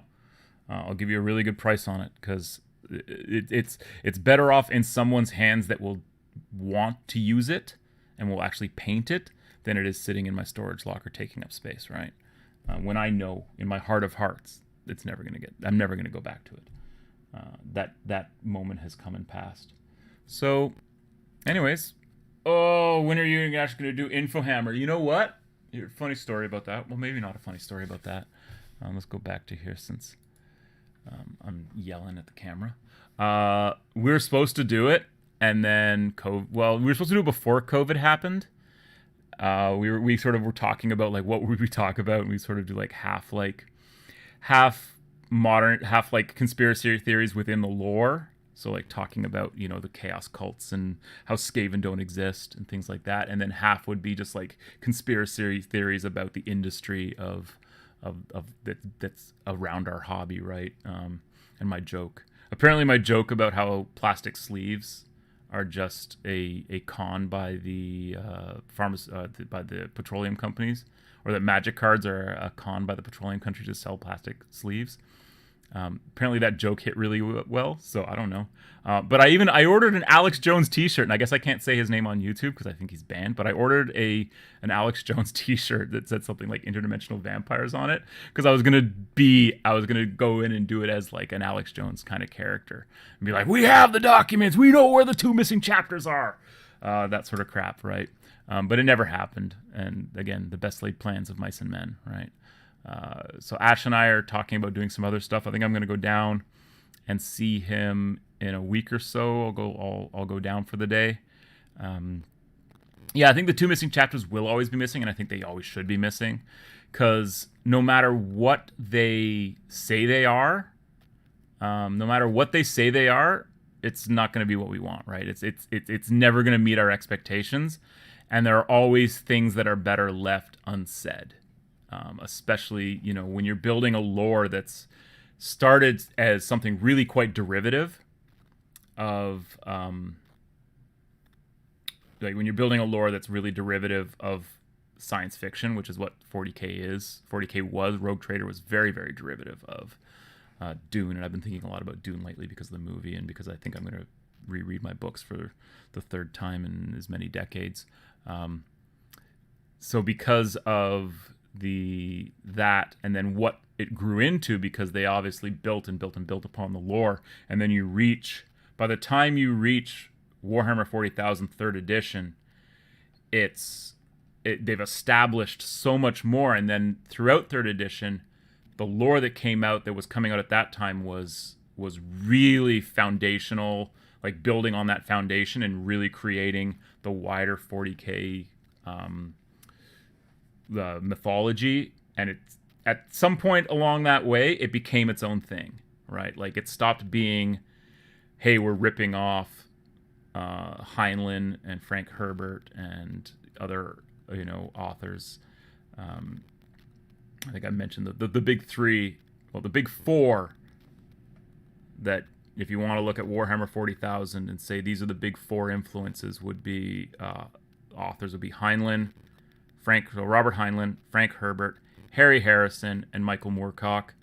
And then obviously that's not the only ones. I mean, I don't know who wrote A Canticle for Leibowitz, but A Canticle for Leibowitz has a huge impact on a lot of what goes on in the 40K universe, because it's all about forgotten knowledge, right? It's all about, like, we don't know any of this stuff anymore, which is what the early 40K really was. Like, they had rhinos, and the only reason that they knew how to build rhinos is because they had a computer that could build rhinos, right? And so they weren't making new shit in 40K at that time.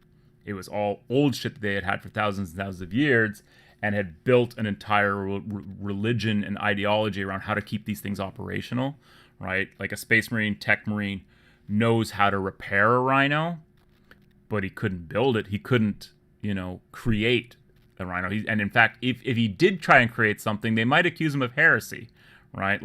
So you would have and then later on they sort of moved away from that. And now if you look at what 40K is, you've got all this Primaris stuff, new speeders. I remember, there was like the Master of the Ravenwing had the last remaining jet bike. That was his thing, right? Like, no one else had a jet bike in 40K.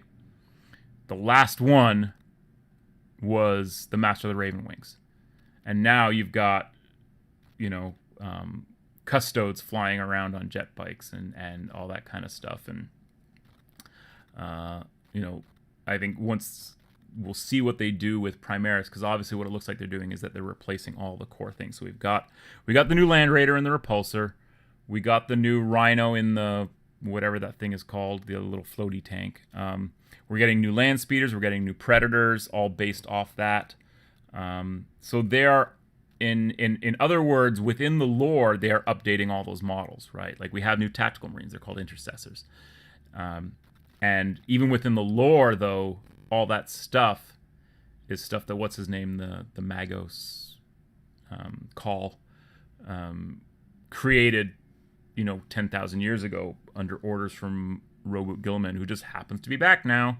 And so he and Call are basically saying, well, we're just going to pretend it's just the 30th millennium again, and this is what we should have done, except that the Imperium went off on this 10,000 year tangent in the opposite direction, and that was bad, because again they fell into dogma and ritual, and they forgot everything that they had learned during the Great Crusade and previous to that during the Dark Age of technology. And so all of that stuff that has been built into the 40K lore organically over the last 30 years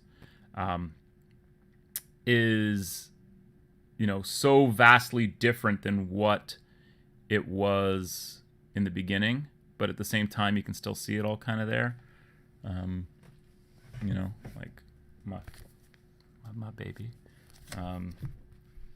Like this just happens to be a Marine commander. So this is Lehman Russ, and he's a Marine commander. So this I will switch over so you can actually see what I'm pointing my camera at here.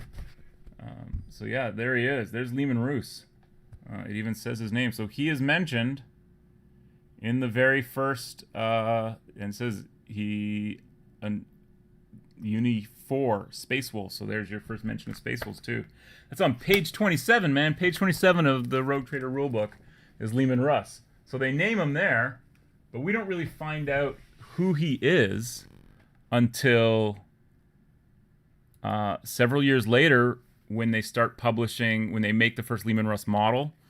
And this is at the end of Rogue Trader, and I wish I still had my old Lehman Russ, but it was great fall. It was just, and it was him, and he had a chainsword, and his other hand up here, and he had a chainsword, and he had 2 little wolves with him, and he had a pelt backpack. And you were like, that's the coolest model ever, because he's got a pelt for a backpack. He's not wearing a helmet. He's got his hair up in a top knot. And if you look at that model and you look at the Forge World Lehman Russ, there's a lot of design things that are all carried over, right?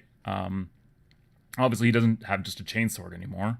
He's got whatever his super Obi-Wan Scooby-Doo, yeah. The Obi-Wan Kenobi, or no, what was his name? Obi-Wan Clouseau, which was the Inquisitor, which, spoiler alert, I've got one sitting over here waiting to be painted. So yeah, I don't know. I guess I'm gonna call the stream there. My throat's getting a little sore, and I think I did about 5 minutes of painting on stream today, and 50 minutes of blathering at the camera. So we'll figure out what the best balance is and what people like and what we're doing here. I love interacting with the chat, and that's why I want to do more of that. And anything you guys want me to talk about, just shout out, and I'll like I said, this stream is essentially opinions of a very opinionated man. So anything that you guys want to discuss, I'm more than willing to talk about, unless it's politics or religion.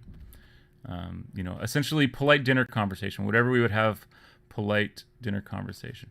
You should talk about how the Imperial Fists are the best and why. The Imperial Fists are not the best. They are yellow. They are the color of piss. They are piss Marines. So if you like your piss Marines, that's fine. But they're not the best. They're not the best. I mean, everybody knows that. What is the best Space Marine chapter? Well, Ultramarines, it says it right in their fluff that they're the best. So I guess it's I know, right? Well, sorry, Loren. You brought that upon yourself, man. Dark Angels. I used to like Dark Angels. But what about the Illuminati? They don't exist. Moving on. The best of the original 20, I guess I would have to kind of go with Iron Hands, only because I built an Iron Hands army for 30k and I have an Iron Hands army for 40k. Piss Marines polite dinner conversation. Yeah, exactly. Thanks, Des. What was I talking about? Iron Hands. So I have an Iron Hands army. So I guess I would say but they're not my favorite. I used to have Crimson Fists. So my old RTB01 Marines that I got for Christmas, 89. I want to say Christmas 88 or Christmas 89. Maybe Christmas 89. Yeah, I think Christmas 89, I got a box of the 30 RTB01 Marines, and I painted them like that day. While the rest of my family was upstairs having Christmas, I was downstairs in the basement trying to paint, because I got paint sets as well and brushes and stuff. My family made sure that I was well outfitted, because that's what I was obsessed with at that point in my life. Was I didn't want anything else for Christmas but Warhammer, and so that they came through in that regard. So I painted those Crimson Fists because that's what they were on the cover, and I thought the Crimson Fists were cool. I liked that, but I had my own made-up Space Marine chapter called the Shredders, which were black and red, and their shoulder symbol, their symbol on the shoulder was like a grinning mouth. That's what happens, when you're 14, 15 years old. It's what you do, right? Basement Dweller. Well, it was only a basement because I was at my grandparents'. I've always been a second floor painter, although I'm a main floor painter right now. So, yeah. What else? I guess I could go back to painting, considering I haven't really done all that much of that today. I need to do some flesh on her. So her tummy's all dry there after the second coat of things. So I'll grab a brush here. And why not, eh? You guys deserve a bit more painting on camera, I guess. So, and in the meantime, I'll keep looking at the chat and seeing where we're at. Doo-doo. Gotta get those abs, man. Make those, you know. So we'll just, there's a lot of extra wash on her because I went back and re-washed the tummy after I screwed it up the first time. So she's got a lot of extra amount of wash on her tummy. So I'll have to make sure that I'm going over that nicely, and hopefully this shows this. You can actually see what I'm doing on the camera here. Eventually I'll stop saying that. Eventually I'll stop being like, so I hope this looks good on camera, and I'll just know if it looks good on camera or not. Like I said, I actually started watching back some of my streams. Not just because I'm a narcissist, but also because I wanted to see how they looked and how I looked and how the painting looked, most importantly, because that's sort of what this particular live stream is going to be about. There's going to be other content covering other aspects of the hobby that aren't necessarily painting related, although let's admit it, 90% of this hobby for most of us is painting. I would say I spend 90% of my free time painting, 10% of my free time playing games, and that's been even lessened in 2020 because of the current, whatever we want to call it. So I've been painting a lot more. And like I said, up until I started working on these models, for all of 2020, I had only been Forge Leader Goliath with a heavy bolter. We do not paint. House Brennan, we do not paint. I would ask Nico, but I don't think Nico's in the chat right now. But he would be able to. He's the Goliath expert. He's playing Goliaths in our campaign on this side of the pond, and you could definitely go with a Goliath leader with a heavy bolter. I think your issue there is that you're putting a lot of your creds into a single model to start the game with, especially when you start looking at the gene therapy stuff, because that stuff is really expensive. So if you want to like juice up your leader and give him a heavy bolter, you're sinking like half your creds into one model. I would probably advise against that. You could always build a Goliath leader with a heavy bolter and then aspire to be able to include that model in your gang, because what you can do is you're allowed to have multiple loadouts. So characters, not gangers, but I don't even know if Juves can do it, but champions and gang leaders have a special rule that allows them to have multiple cards. So this card, so this is Briar Mistress of Thorns, right? This is my gang leader. I could have multiple versions of this card with different loadouts on it, and then different models that would all be the same load, that would all be her, and then I would decide which one. So I could take one of this, would be like completely stripped down. Like say I was doing like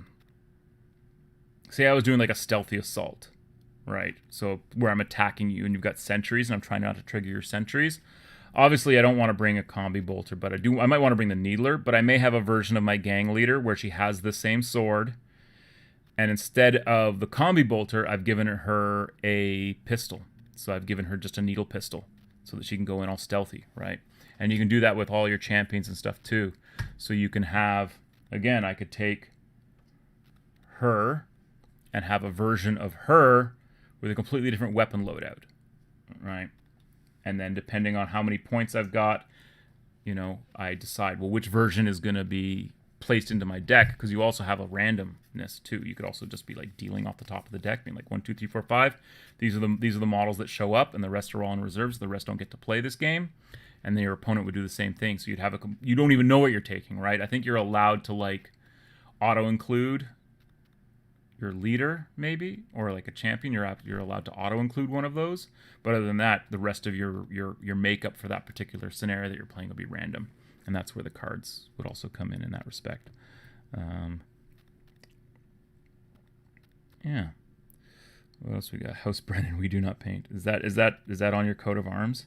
Is that on the Brennan coat of arms? That'd be pretty funny. Well, that'd be pretty silly, but and it probably doesn't make any sense. And on that note, I wonder if I'm running out of steam and things to talk about. So if you guys don't give me something to scream about on the stream, I'm probably going to end it and take my afternoon walk, because that's something that's got to happen. I've been trapped inside since, and I don't even think I'm painting in the center of the camera. See, this is definitely falling apart now, kids. Let's stay on target here. Try and at least get some flesh picked out on this girl. What I want to do is I want to get all of these Escher, with the exception of the Death Maiden, up to a certain point so that they're all at the same level of completeness, because as I said, because I've been painting on stream, I've been completing them at various stages so that I can show the transition easily. So that's you, that's you. Who else has got to get fleshed out? You do. So yeah, I don't know how many people are watching right now, but it's like 10 people watching? Really? No. I don't believe that. I don't believe there's 10 people in the world right now that would care enough. Maybe one day. I need to get a shtick. I need to get a shtick like Dr. Disrespect. And I think I may be onto something. But that's for another day and not for this particular show. That would be a completely different show. And I'm not going to play video games. Because A, I'm terrible at video games. Nobody wants to watch me fumble my way through Call of Duty. Or maybe you do. And I don't even like that game. But I could even play, it'd be cool to do? It'd be cool to do like RPG style games. RPG style video games. Like do like a Mass Effect playthrough. Because I love that game. And I could totally do that from my computer. Or any other video game. You know what? When the new Cyberpunk game comes out, because I was a huge Cyberpunk back in the 90s, boy, I'll tell you what. Me and Neuromancer, that book was my jam. I was a true No, I wasn't a true cyberpunk. I was a true consumer of science fiction, that's for sure.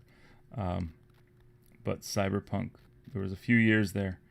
And I still have my William Gibson and some Bernie Wrightson, or not Bernie Wrightson, Bruce Sterling.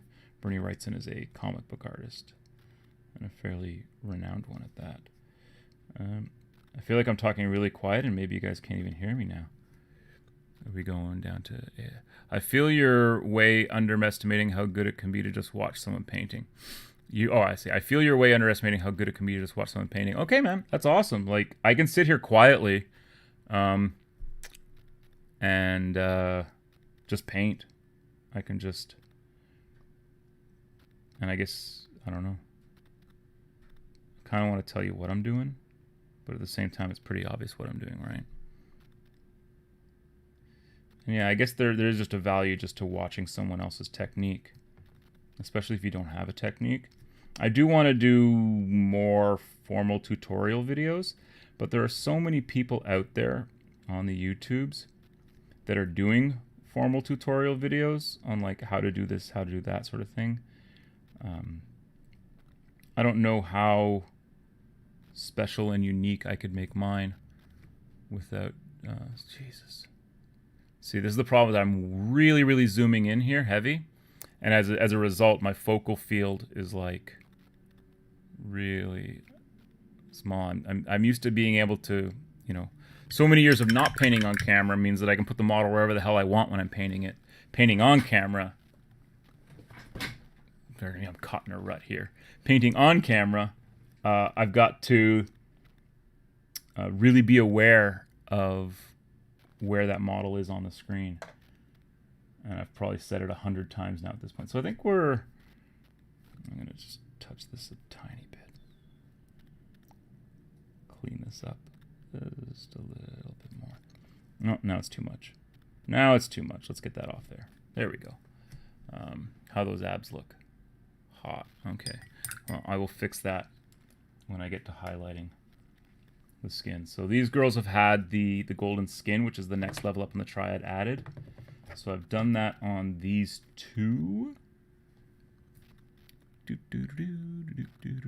Right? Meh.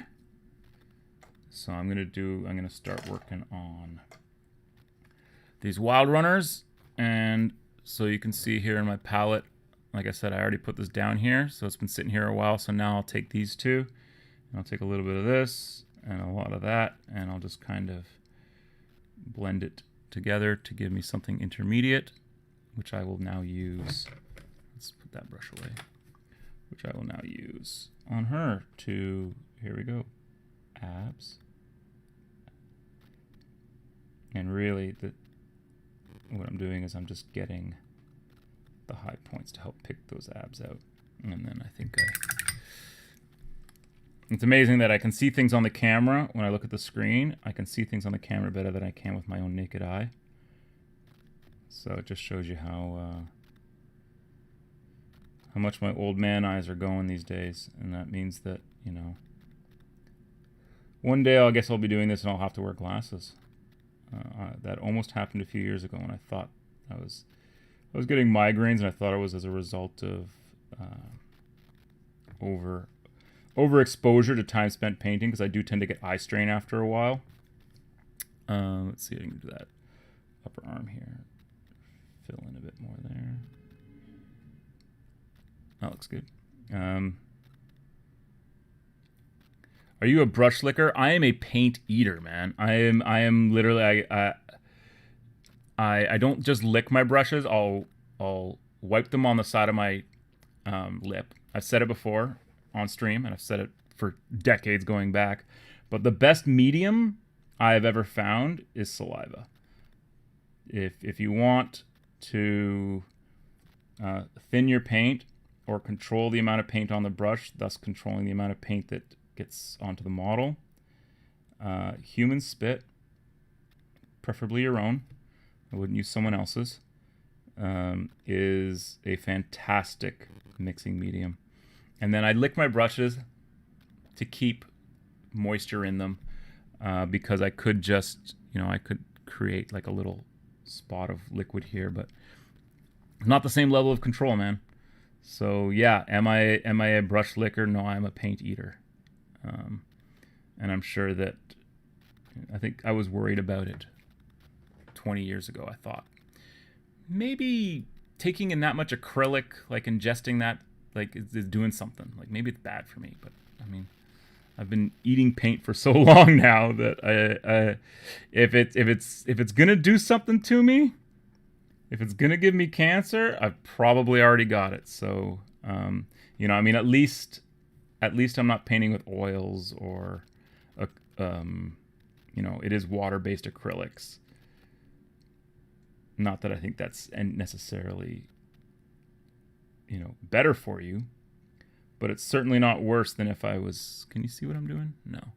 But it's certainly not worse than if I was painting with enamels or oils or some lead-based paint, because then I'd end up doing what? I'd end up cutting my ear off and mailing it to some broad, if that was my case. But I'm not quite that insane. Close.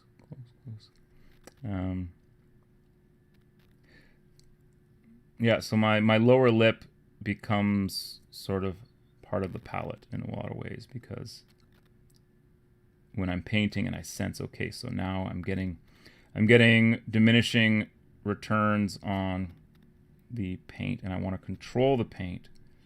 How do I best control the paint? Well, a moist lower lip, as gross as that sounds, it's just the reality of how I paint, especially when I'm doing highlighting and blending. Some of the old Vallejo used to make my tongue numb. Yeah. I don't know what that was. I don't know if that was cocaine that they were putting into the paint. But yeah, I used to get that a lot, especially the flatter ones. I don't know what it was, but yeah, it would kind of numb the tongue a bit.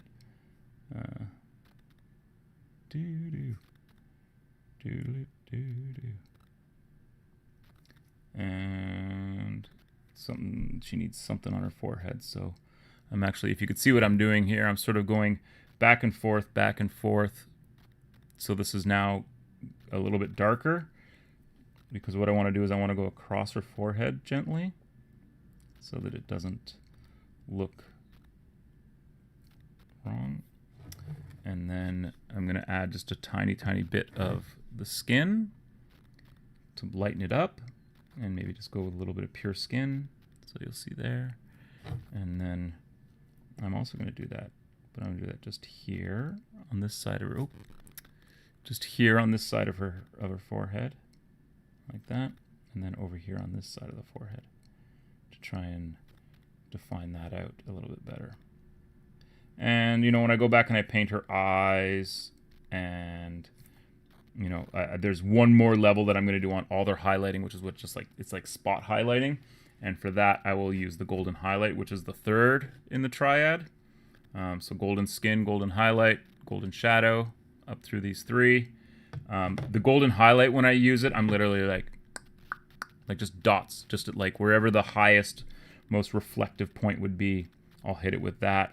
And I find that almost more than what I'm doing now really helps to define the transitions and the lines on a model.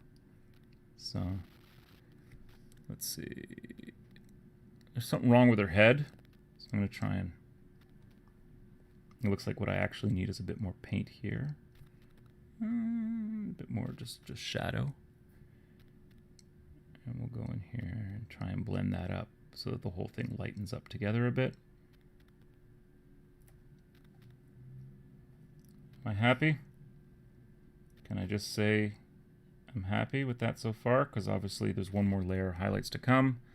I'm not happy here. It's a little bit too light, so normally I might just wait and do this after, but I'll just do this right now. I'm going to go in and my patented reverse highlighting, or shading as the kids call it, and I'm just going to try and do something about her ab here. And again, this just requires a really light touch because I'm just adding some shadow in there. And then I want to pull the shadow out here over her hip. And then I'm going to go straight down here again, and then across just to kind of bring it all together. And then down here where the treasure trail is. And we'll leave... Okay, yeah. So I'm... Again, when I go back and do the topmost highlights, I can fix anything that still needs to be fixed there. Yeah. So I'll just... Again, so now I'm taking... This is a whole bunch of the skin, which I'm going to add. Then I'm going to take some of my shadow, which I'm going to add, and then a bit more skin. So again, just eyeballing it. All right, the blend never has to be perfect, but I'm just eyeballing something in between these two. And because, again, you're building up thin layers, thin translucent layers. That's the other thing that using spit, it really helps you to create a translucent effect, because you thin the paint out, but the saliva itself has a viscous nature to it, so it adheres really well. It's so much better than water, man. Yeah.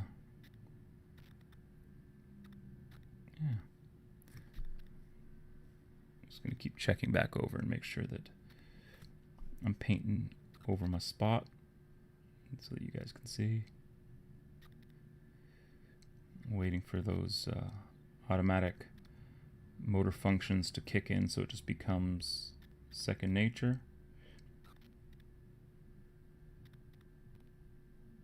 And get those abs. It's funny, this is the same model, but the way that the wash has dried over the flesh, there's less definition.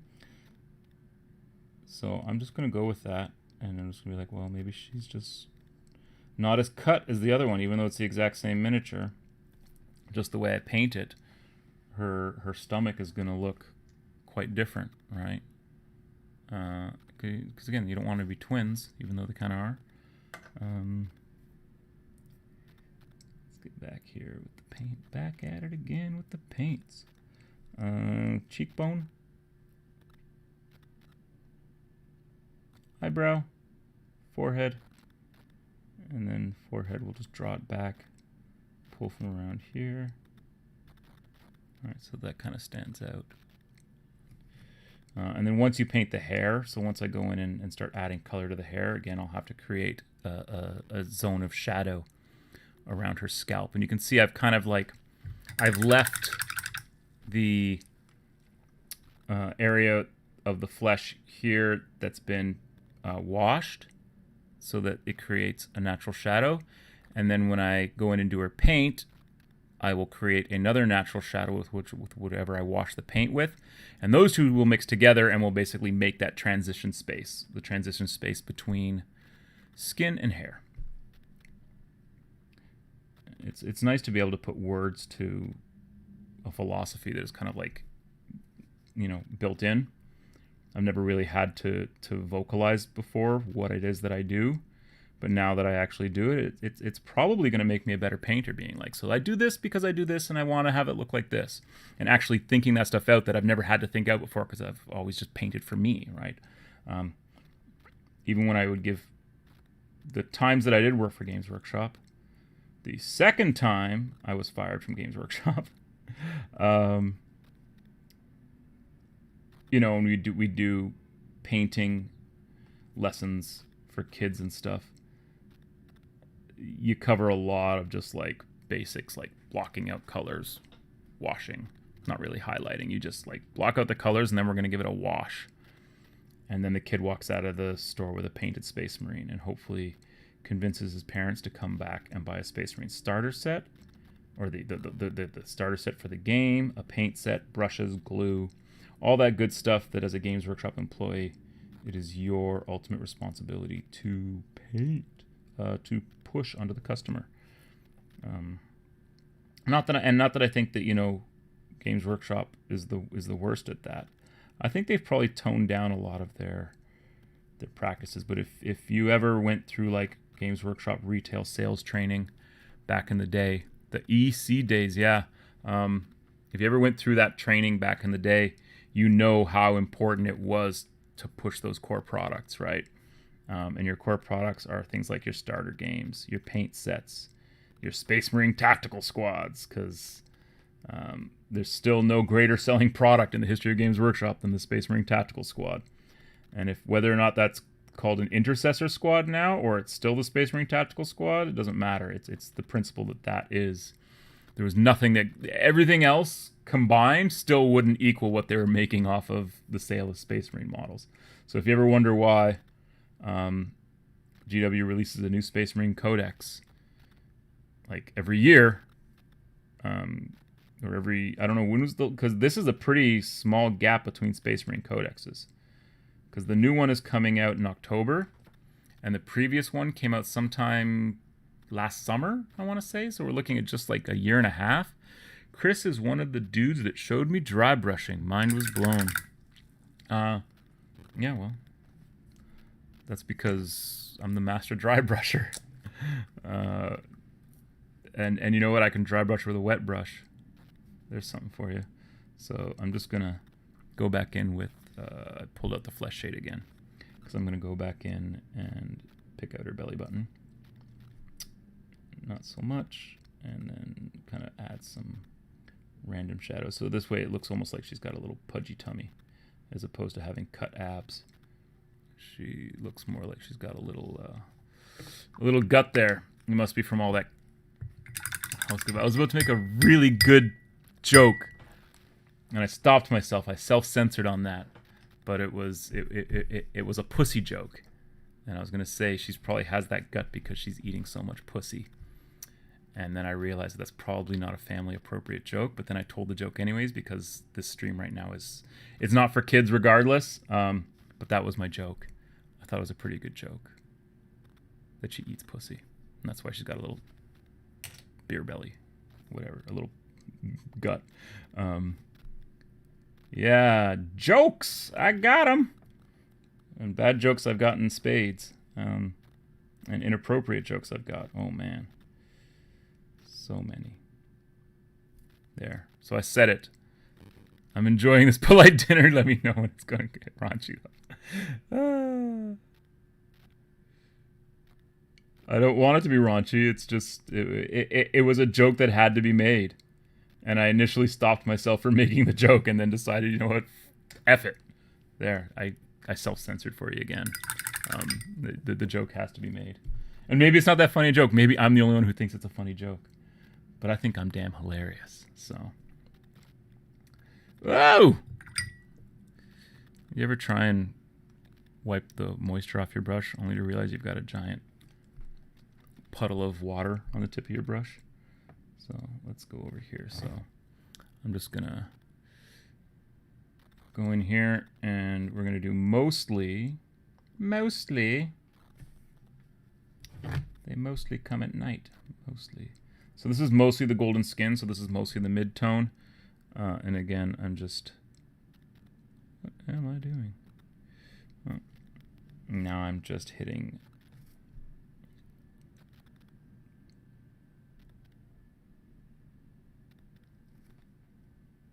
and it's light and it's small.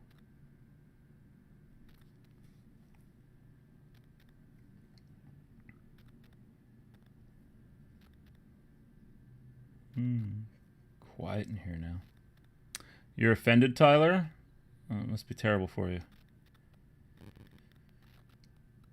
Sorry about your bad time. So what do you guys want to talk politics? I could talk about politics that really has very little bearing on me. Because I don't live in America. Well, I live in North America, but I don't live in the United States. So I could talk about American politics. That seems to be something that gets a lot of clicks on YouTube these days. Last year was British politics because it was all Brexit, right? And that was the topic du jour. I don't know. What is going on in the world? Madness.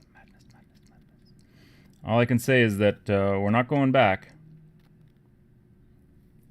Ugh, I don't know what I just did there. But I'm not pleased with that. So.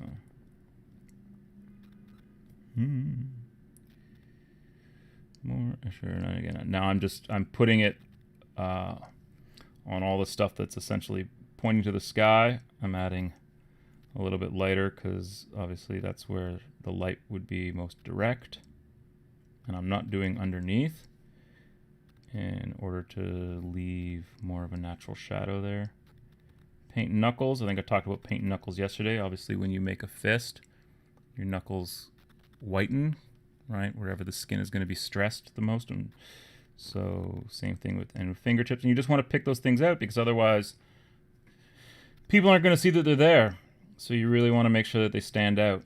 So an extra little level of highlighting on those high points like knuckles and wrists and things is clutch, to use that word. It's almost 2 o'clock. I think I'm going to probably have to end the stream at 2 o'clock. I'm supposed to pick up my kid from school today at 3. And I've got a couple things that I need to manage in the meantime. So I'm going to have to use that hour to get things done. Let's paint your ear here. And it's funny, Lorraine, you're talking about dry brushing. The principles of highlighting and the principles of dry brushing are really, really the same thing. It's just a matter of how slow and how patient you will be. When will you paint the Death Maiden's skin? Maybe tomorrow, maybe Monday. We'll see how far I get on these. Like I said, with the Death Maiden, I want to get all of these models up to a point where they are all at the same level. That looks pretty good, actually, on the back of her head there. That came out nicely. I want to get all of them up to the same level and then finish them off all individually. So maybe that's what I'll do next week, is I'll take one model, and as opposed to flopping back and forth between, I'll finish this one on a day, and I'll do all the little detail work on her that it needs to get done, and then I'll do this one, and then so on and so on until they're all done. That may be good for next week. We'll see what I get done today. If I get any chance to work on stuff this evening, then I can catch up I definitely want these models done by the end of the by the end of next week, because next week is the beginning of October. Wow, September's almost over. So next week is the beginning of October, so that will be the time to start launching into orcs, and so ideally these Escher are done by midweek next week. And next Tuesday, there won't be a show. I have grown-up things to attend to on that day. So maybe I'll do something over the weekend that I can just upload and set to come out on Tuesday at noon. I believe it's Tuesday. Tuesday's the 29th, right? Pull up my calendar here. Yeah, Tuesday's the 29th. So next Tuesday there won't be a show. But maybe I'll make a pre-recorded something in the meantime that I can throw up on Tuesday just so that there's consistency in release. Yeah, that's what I'll do. I'll shoot something over the weekend, something silly, something that's not necessarily, or maybe I'll just quietly film myself painting and getting these Escher. What about your lunchtime entertainment? Well, I just explained it, Tyler. I just explained it. I will get something. I'll have something preloaded. It won't be any chat. Won't be any interaction with the chat. But I'll upload it so that it comes out Tuesday at noon. And who knows what it could be. It'll be a surprise. I have an idea of what it might be. And it might be cool to do. It'd be something different. Death Maiden skin painting tutorial. Dude, I don't even know how I'm going to paint her. Like, honestly, I have no idea. You see how it's gray right now? I kind of like that. So maybe that's what I'll do is I'll go from a gray to a white. I have an amazing gray that I love. Oh, it's right here. And maybe I'll try going from this. So this is again, Reaper Master Series paints. Cannot recommend them more. They are, in my opinion, they're the best paints out there. A lot of people love like Scale 75. I've never used Scale 75. Maybe Scale 75 is the best out there. It's not. I've never used it. Vallejo, Citadel. The best paint range is the range you build yourself. If you take a look at the paints that I have in front of me. I think we counted yesterday. Excuse me. I'm going to grab some more lighter fluid. I think we talked about yesterday. I have 6 different brands of paint on my desk. And that's the best range of paints, right? They're the ones that you build yourself because you figure out what you like. But I always know that with Reaper, I'm getting consistency. I'm getting the finish that I want because they all dry really nice and flat. They all hold ink really nicely. So, of course, because they dry flat, they've got some teeth to them, right? So they'll hold inks and washes really nicely. They have a really great range of paint, of color. So this is dirty gray.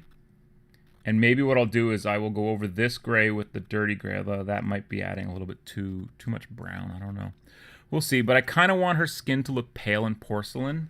Maybe a little bit of like blue veins in there or something. I don't know.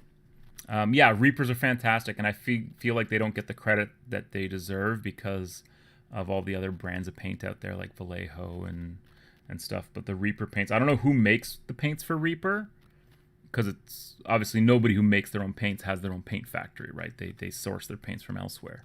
I don't know who makes the paints for Reaper, but man, they're all so good. Like even just like the regular, the MSP, the Core Colors, the Master System paint, Master Series paints. And then you have these, which are the high density pigments. They're all great. I've never had one that I've used that I've gone, oh, this sucks.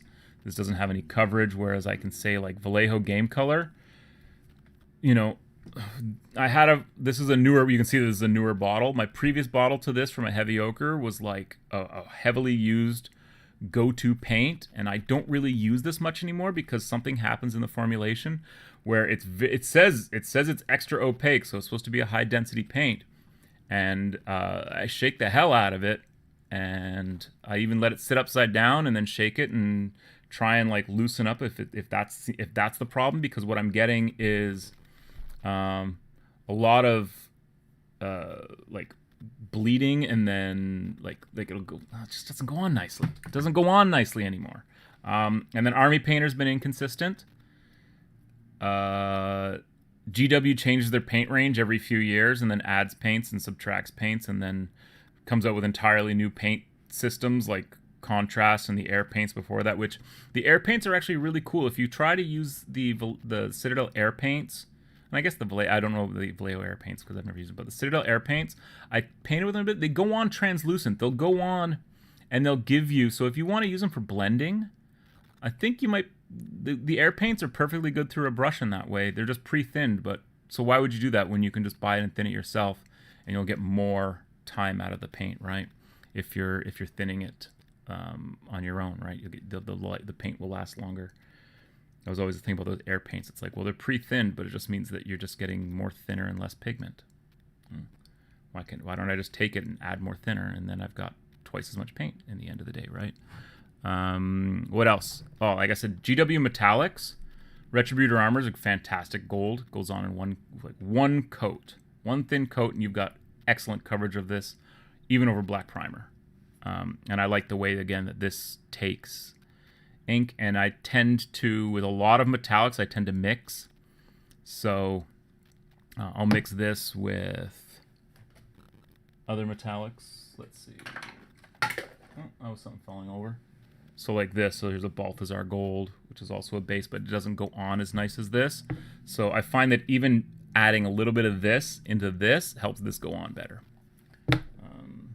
And I've got some other ones as well. I like some of the GW Metallics are nice. Oh, here's a model that just randomly is on my desk.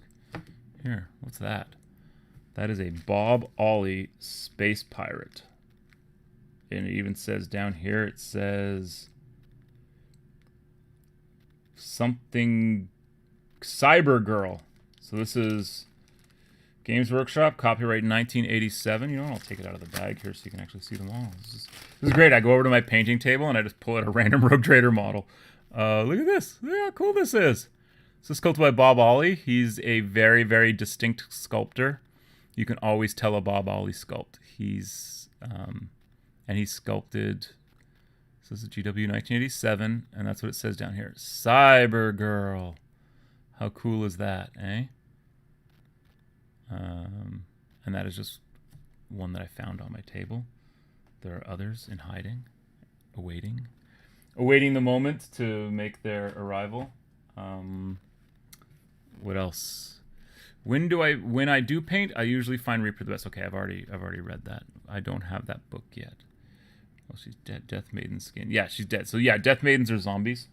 They're brought back with chemicals and stuff. So it's 5 after 2. I think I'm going to end the stream and go and take care of some business.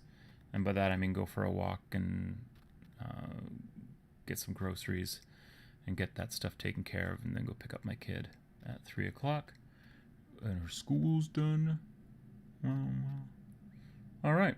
So yeah, I'm going to go back to here, and then I'm going to sign off, and I'm going to say whatever my sign off is, which is not good.